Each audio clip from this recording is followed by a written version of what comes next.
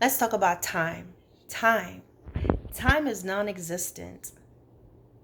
Eternity is real. Time is not. Guys, I am always amazed. Guys, oh my goodness. I'm always amazed when I look and see that the earth is just suspended in nothing. It is just suspended in the air, in the universe. And there are all these other planets and things of that nature that's there. But guys, we're suspended in nothing. Just type in uh, uh, the earth, the planet earth, and just look to see how the earth is. This is amazing to me. Not only that, how fast the earth is actually spinning, how everything is just in perfect order. You know, the earth's magnetic field that protects us from all the dangerous debris and things in the universe, in space, and how there is no oxygen in space, but yet we are encapsulated in this protective barrier with everything that we need right on our planet. Guys, we be thinking we're doing stuff when we're traveling. You're just going from one end of this ball called Earth.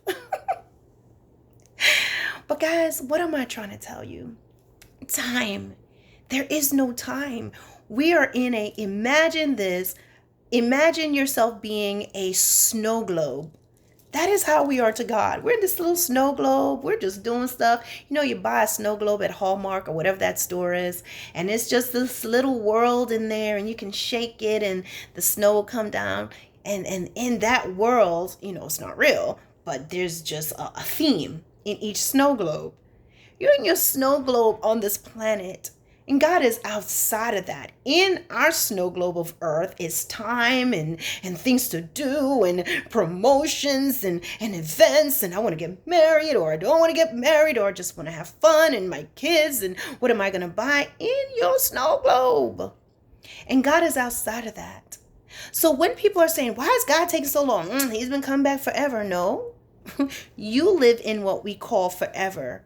It's eternity. What he lives in is, my word has been spoken and I will be there quickly.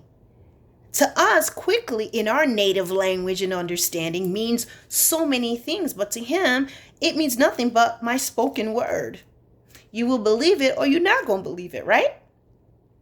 But guys, let me tell you something else that's amazing. So as I'm watching, you know, when I was growing up in school, I was not interested in science. I did just enough to pass. Now I'm just so enamored by it in nature. And so I was watching this show. It's called Our Universe. And it tells us how the sun is actually 93 million miles away, right? And if it came a little closer to the earth, we will burn up. And if it was a little further away, we'll freeze. There'll be nothing. It will just be barren, right? But here's the thing. The sun is 93 million miles away.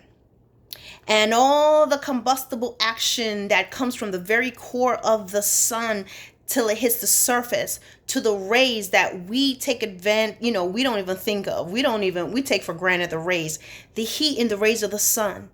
From the time it does all that it does from the core, you know, until it gets to the surface, and then finally hits us here on Earth. 93 million miles away, it takes exactly 8 minutes for the rays of the sun to hit the Earth and give us what we call sunlight. It's 93 million miles away. And with all the combustible action that takes place from the core onto the surface, from 93 million miles away, it gets to us in 8 minutes. Try to wrap your mind around that. That's the miracle. That's the thing that I'm trying to tell you, where it says time is nothing to God. How long would it take us to get somewhere that's 93 million miles away? Would we ever get there? We don't even, okay? We can't even think of that. But guys, 8 minutes is how long it takes for it to reach the heavens to us. There's no time. There's a command from God, heat it up.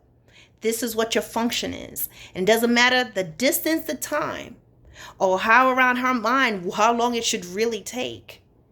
It's just a spoken word that's manifested in the beautiful sunlight in our life.